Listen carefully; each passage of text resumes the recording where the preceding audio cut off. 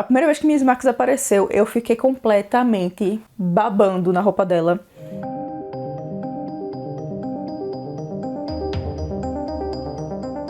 Olá, criaturinhas, como vocês? Bem-vindos ao canal Divinas. Eu sou a Ra, se é a sua primeira vez aqui, muito prazer, seja muito bem-vindo, bem-vinda. E hoje a gente tá aqui pra falar de filme. Yay. E o filme de hoje é O Pálido Olho Azul, que estreou no dia 6 de janeiro, agora na Netflix, tá certo?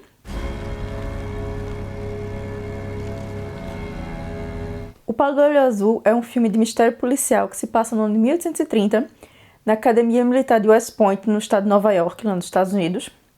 E a história começa quando um cadete da academia aparece morto de uma forma inusitada.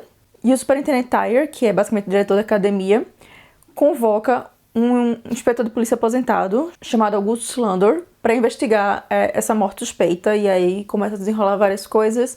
E Landor acaba contratando, né, aspas, um cadete lá da academia para ser meio que seu espião lá dentro e poder se infiltrar entre os outros cadetes. E esse cadete é ninguém mais, ninguém menos do que um jovem chamado Edgar A. Poe. Sim, Edgar Allan Poe, o escritor e poeta americano, que inclusive é um dos meus escritores favoritos dessa vida. Vide motivo pelo qual assisti o filme. O filme é uma adaptação do livro de ficção histórica de mesmo nome, do autor americano Louis Bayard, tá certo? Eu nunca li o livro, eu nem sabia que ele existia, pra falar a verdade, porque eu não sou tão fã assim, de ficção histórica, eu prefiro ficção de verdade e ficção fantástica. Tal, ficção histórica, né, não é muito minha coisa, a não ser que seja um episódio do Doctor Who, então. Mas eu não conheço o livro, eu nunca li, então não posso falar do filme como uma adaptação literária, eu vou falar só dele como um filme solto, sem contexto do livro, porque esse contexto não tem, eu só tenho o contexto de Edgar Allan Poe como pessoa da biografia dele, porque eu sou esse tipo de gente que cata a biografia dos autores mortos, minha gente. Fazer o quê? Mas a direção e o roteiro do filme ficaram por conta do Scott Cooper, tá certo? Ele já trabalhou anteriormente nos filmes Tudo por Justiça, 2013, e Hostage, 2017, com Christian Bale, que faz o August Landor, que é o nosso protagonista do filme. Então a gente tem Christian Bale fazendo Landor, e como o jovem Edgar Allan Poe, nós temos ninguém mais, ninguém menos do que Harry Melling, o nosso eterno Dudley Dursley. Tipo, foi um dos castes mais inusitados do ano pra mim até agora, esse daí.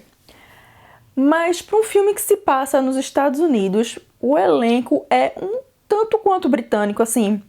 Mais britânico que muita produção da BBC, eu diria, inclusive. O elenco do filme é tão britânico que entre os 15 personagens principais do filme, 4 dos personagens são interpretados por atores que estiveram em Harry Potter. Tipo, o filme era para se passar nos Estados Unidos. Por que não contratar atores americanos? Eu fiquei sem entender meio isso, porque tem atores americanos bons que casariam pro papel. Eu não entendi a escalação toda britânica, mas tudo bem.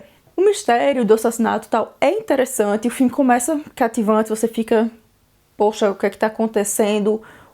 Vai ser um filme de só mistério policial, vai ser um filme meio sobrenatural, você fica com algumas dúvidas do que tá acontecendo no começo do filme, mas a partir da metade o filme fica assim, parado, meio morto, não acontece muita coisa, tal, pra nos 30 minutos finais tudo acontecer, tudo se desenrolar numa carreira, você fica meio... Fica faltando um que a mais no filme, sabe? Fica faltando um borogodó, na minha opinião. E principalmente na parte da investigação criminal em si, porque não se tem tanto uma parte de investigação, é mais o relacionamento de Poe com os outros cadetes, tal, que a gente tem. Eu queria ver mais investigação, queria ver uma coisa mais Poirot, ou até mesmo como o livro de Poe, o Assassinato na Rua Morgue. Eu queria ver coisas mais assim, sabe? Nesse estilo de investigação. Mas a investigação deixa muito a desejar. Muitas das coisas que o inspetor descobre, ele descobre assim meio que por acidente, por coincidências do acaso. Não existe realmente um trabalho de investigação durante a história de fato. A sensação que eu tive é que provavelmente o livro deve ser a mesma coisa, mas que o autor tentou emular os sentimentos de um romance gótico, que é o tipo de romance que Poe escrevia, né? A época literária de Poe. Um romance gótico no estilo Frankenstein, Drácula. No filme, por ser um local isolado, ser durante o inverno, poucos personagens, um sentimento de apatia, de solidão, de não exatamente desespero dos personagens, mas falta de esperança, sabe? São coisas assim, bem comuns dos romances góticos, e o filme fez isso bem na cinematografia, na trilha sonora, tipo, esses dois pontos acertaram muito bem. Mas na questão do roteiro, eu achei que ficou fraco. Eles tentaram fazer essa atmosfera de romance gótico, né? Mas os personagens não convenciam exatamente. Faltou alguma coisa ali. Eu não sei se foi um roteiro mais bem apertadinho, se foi personagens melhor desenvolvidos, mas faltou alguma coisa. Não foram as atuações, porque as atuações foram muito boas. Todas elas eu gostei, todas as atuações, não teve nenhuma que eu disse que foi ruim. Mas, como eu disse, a cinematografia belíssima, conseguiu passar bem esse sentimento assim, de romance gótico. Tanto que na cena inicial, que é um panorama da região tal, do Vale do Hudson, e o crédito inicial do filme, em uma letra vermelha, assim, meio caligrafia, me lembraram um pouco a estética de A Lenda do Cavaleiro Sem Cabeças, de Tim Burton, que é um dos meus filmes favoritos, inclusive. Mas infelizmente ficou só na cinematografia. Já não tem personagens tão cativantes nesse filme quanto a gente tem além do Cavaleiros da Cabeça, sabe? Faltou um pouco de Christina Ricci, talvez. Mas a trilha sonora também é muito boa. Apesar de não ter nenhuma música assim marcante que você vá lembrar. Mas é uma trilha sonora que ajuda você a entrar no espírito que o filme quer passar. Mais do que o roteiro, inclusive. A trilha sonora foi assinada pelo Howard Shore, que é responsável por trilhas sonoras incríveis, como O Senhor dos Anéis e Silêncio dos Inocentes. Então, tipo, é alguém que sabia o que estava fazendo. Mas o ponto mais forte pra mim do filme, assim, a coisa que realmente fez, tipo, putz, é uma das coisas que talvez merecesse um Oscar nesse filme. Pra mim, é sem dúvida nenhuma o figurino. Sério, gente, o figurino desse filme é primoroso, é uma obra de arte, tá certo? Ele foi assinado pela Cássia Walika Maimone, eu espero estar pronunciando o nome dela corretamente, provavelmente não estou, mas tá aqui pra quem quiser pesquisar o nome dela. Ela é a mesma figurinista que tá assinando o figurino da série Gilded Age, que também é outro figurino que, assim, sublime, dessa série que tá aqui ano passado. Mas, sério, o figurino, eu fiquei assim, já tava indo muito bem com os homens, porque a maioria dos personagens do filme são homens. A gente só tem 4 personagens femininas de importância, e só 2 realmente têm bastante cenas e envolvimento na história, que são Leia e a mãe dela, Miss Marks. Mas os figurinos de Leia e Miss Marks, pô, sério, a primeira vez que Miss Marks apareceu, eu fiquei completamente babando na roupa dela. E assim, eu babei, assim, fiquei apaixonadíssima, de verdade, né? O melhor figurino do filme pra mim foi o vestido de veludo azul que Leia usa na cena em que ela tá passeando pelo cemitério com Paul.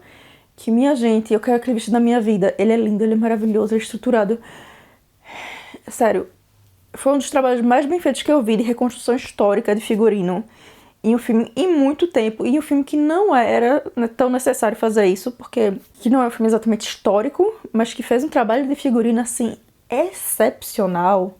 Sério, botou muita produção bem mais cara no chinelo, no quesito de figurino, e ficou, assim, belíssimo. O figurino dos homens também tá super correto, mas o figurino de homem, a menos que seja corto e luz 16, é sempre meio sem graça. Mas as mulheres, meu Deus, os bonnets de Ladies Market são sensacionais. Realmente teve uma pesquisa histórica, uma pesquisa cultural para saber como é que as pessoas de diferentes classes se vestiam e se portavam.